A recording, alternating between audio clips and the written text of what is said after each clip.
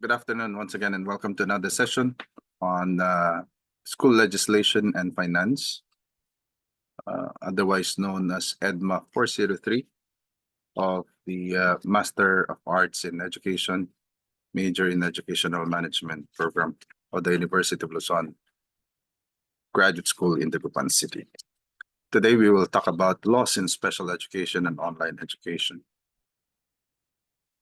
The laws in special education and online education are important concerns in the present day educational systems, considering that students with impairments and special needs may need individualized and methodical instruction strategies.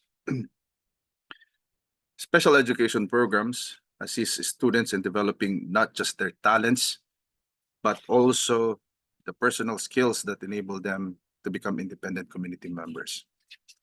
Significant links exist between the views, attitudes, and past experiences of students with online learning and results of online learning. That's according to the work of Haberila in 2010 and Haberila in 2011. The consequence is that the online learning experiences will progressively influence the online learning outcomes in higher education. The Individuals with Disabilities Education Act, or IDEA, of 2004 provides adaptations, accommodations, and associated services to students with disabilities who engage in online learning, which may establish standards for higher education asynchronous learning networks.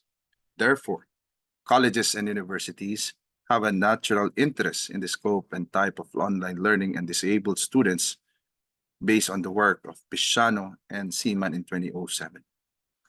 This topic has the following keywords.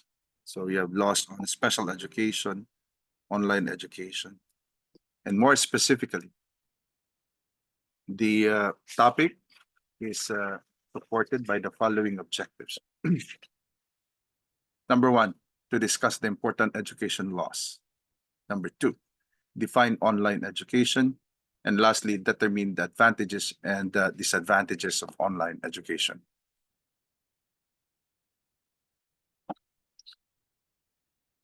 So as mentioned earlier, online education is one instructional alternative for individuals with special needs. Board of Education and independent school authorities that provide online education for children with special needs must guarantee that particular conditions are met so that students with special needs have equal access to program alternatives. That's according to Sun and Chen in 2016. This regulation is applicable to school boards and independent school authorities that provide online education. Way back in 1975, special education programs were mandatory to combat discrimination against persons with impairments by public educational institutions. According to the National Center for Education Statistics, around 13% of pupils in public schools receive special education assistance sometime in 2013. So whether you are a student with a disability or want to educate children with impairments, it is essential that you be familiar with the special education legislation. So these rules protect the rights of kids and their families and to facilitate the non-segregated integration of students with special needs into society. The legislation established by Congress served to standardize the treatment of kids with special needs throughout the nation. Even if state laws vary somewhat. Okay. Under Republic Act 11560, all students with disabilities, whether enrolled in public or private schools, should be offered services and reasonable accommodations based on the Individualized Education Plan or IAEP and shall have the right to access the required support and associated services. So, talking about online education, okay, It is the process of acquiring skills and information using the internet and electronic devices such as computers, mobile phones, and laptops, and other similar devices.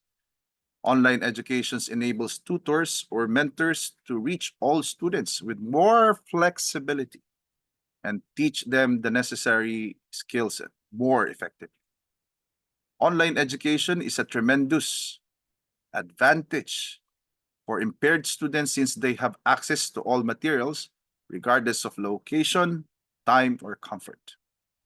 If utilized correctly, this is a tremendous asset for the future of a large number of disadvantaged children, as it allows them to increase their knowledge and removes hurdles to classroom learning. Although time management, okay, and low peer contact are downsides of online learning, parents must attempt to overcome these obstacles in order to assist their child's development.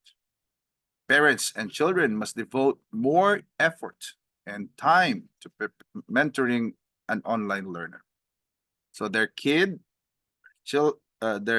child may be able to study well and develop a prosperous future if they provide consistent encouragement at work. Against that backdrop, allow me to account for you the advantages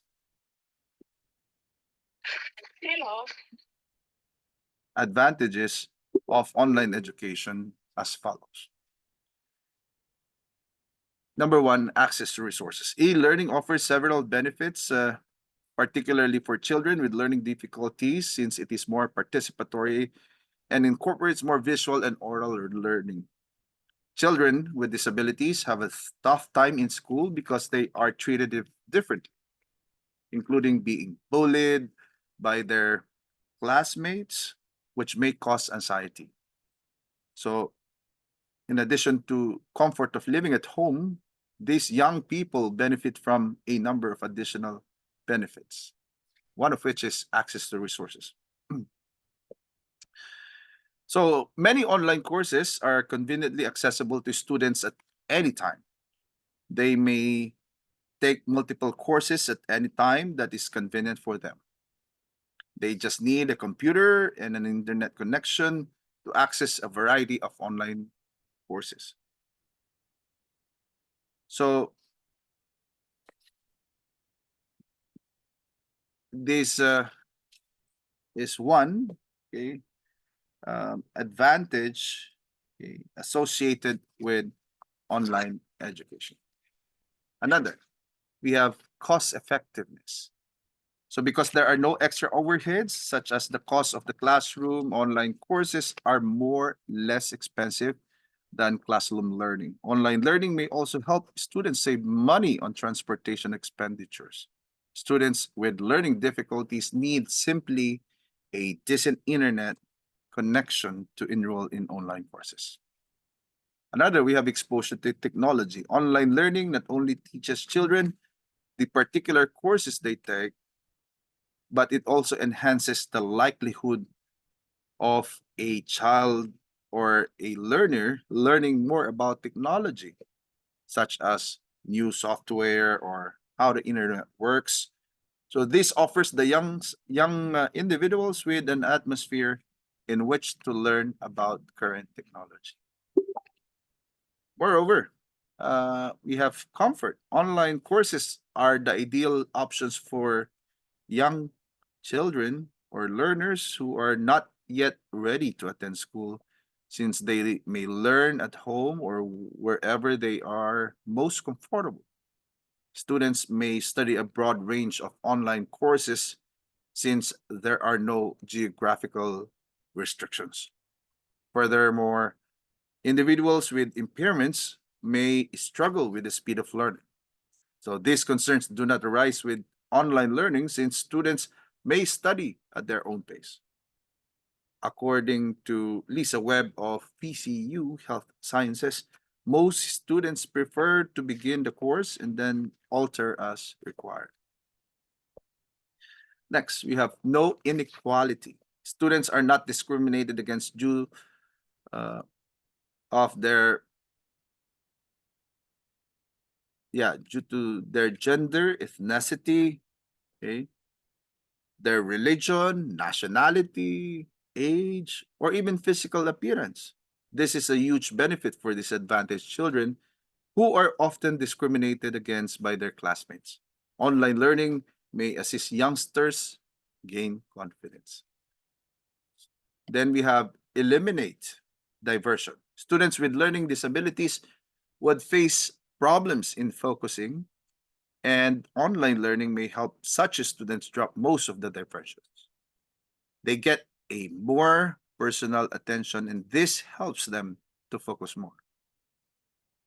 So these are some of the benefits one can get out of online education: access to resources, cost effectiveness, uh, exposure to technology, comfort, no inequality, elimination, diversion.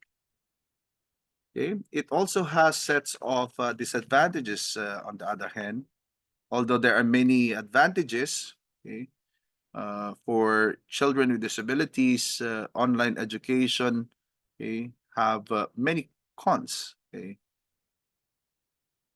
Disadvantages of online learning, such as lack of social interaction, lack of motivation, and more pressure on parents, might even hinder the work of such children.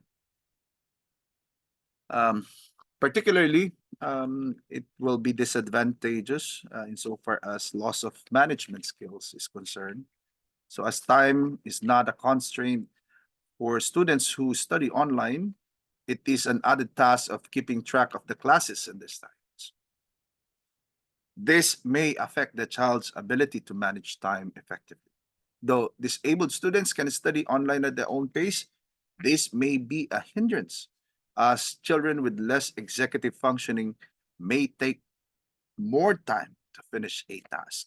And this will not help them uh, to gain the ability to learn faster. So parents may have a different time in helping their children finish their studies on time. So the child may also struggle to organize connected processes. We also identify lack of access to specific resources, the specific courses as a disadvantage. So children who wish to study a particular course or major may have difficult time finding it at an online college.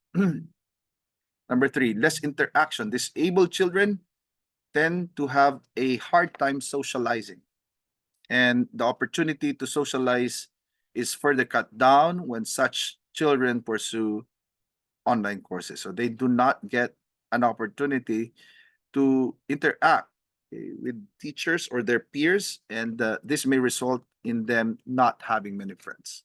Okay? So such children or learners have a lesser chance of becoming independent and may lack social and interpersonal growth. Lack of encouragement. So in schools, teachers and peers constantly motivate each other to study more and to become a better person. Okay? Students who are learning online may not often get motivated as they are not directly interacting with anyone. So disabled learners especially need more encouragement to help them in their academics, as they may get dejected soon. Okay? So self-motivation is the only means of helping them meet their goals. Then we have more pressure on parents, as there is no mentor and direct contact for the child to express. The pressure on parents tend to increase. So disabled children need a lot of attention when they are learning. So this coerces the parents to act as a teacher, principal, even a friend, and more, playing multiple roles. So parents will have to put in more of their time and effort, as the child or the learning will not get monitored on a day-to-day basis while learning online. And lastly, monetary help. Many schools offer financial aid to children with learning disabilities, which is not an option while learning online. So these students miss out on many such benefits, okay, while studying online. Many disabled children or learners prefer schools providing financial help over choosing an online course where they have to incur rather the expenses completely on their own. So having said all that, okay, there are 5 important special education laws, okay, as outlined in this slide. So we have education for all handicapped children, okay, which was passed by Congress in 1975. And this was the first special education law directed at students with physical and mental disabilities. So the law stated that the public schools must provide children with special needs with the same opportunities for education as other children. It also required any public school that received funds from the national government or the central government to provide 1 free meal a day for these children. So technically, okay,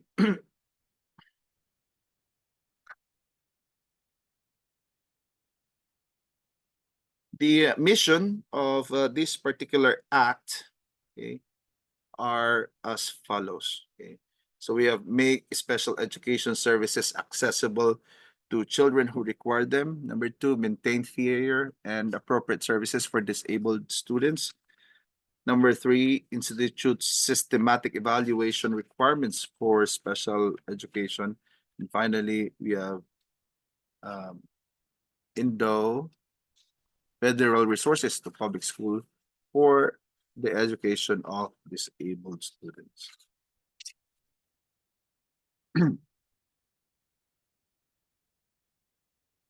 So we have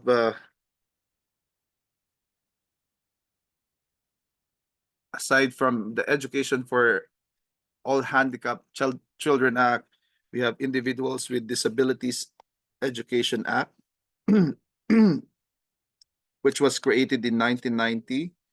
So this is the law ensuring that special needs should be received appropriately, free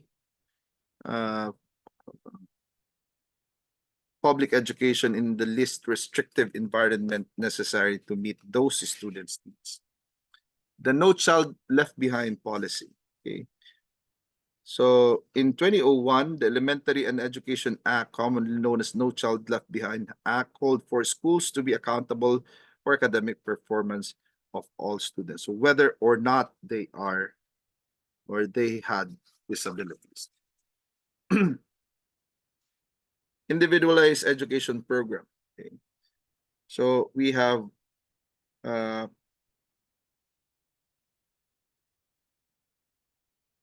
establishment of specific educations for a child's explicit needs, okay, and where students' educational strategy must be designed or designated in writing and should include, okay, an evaluation and description of the current academic status, measurable goals and objectives, designation of an instructional setting, and placement within that setting and transition services for children aged 16 or older.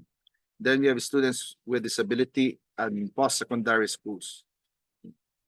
So in conclusion, so special education leaders' opinions and concerns seem to corroborate, okay,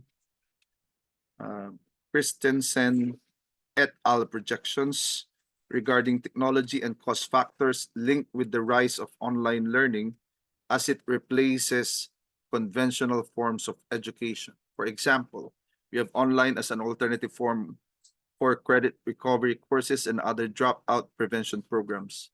So, without a doubt, the special education policies have gradually evolved to accommodate these present technological uses. However, as more elementary and secondary school students with a broader range of disabilities participate in online learning, special education policies and practices will face increased pressure to provide a free, appropriate public education.